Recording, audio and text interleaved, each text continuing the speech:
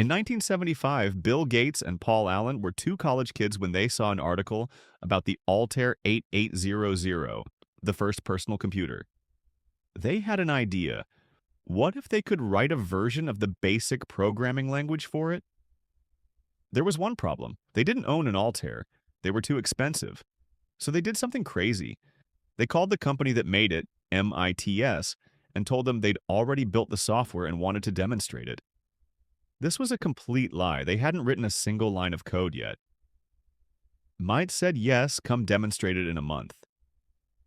Bill and Paul went into panic mode. They worked nonstop for 8 weeks, coding on Harvard's mainframe computer, simulating what an Altair would do without ever actually touching one.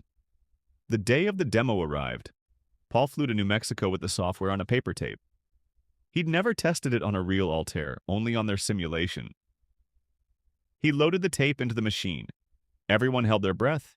It worked perfectly, on the first try. MIT signed a deal with them on the spot. That software became Microsoft's first product. That lie became a $3 trillion company.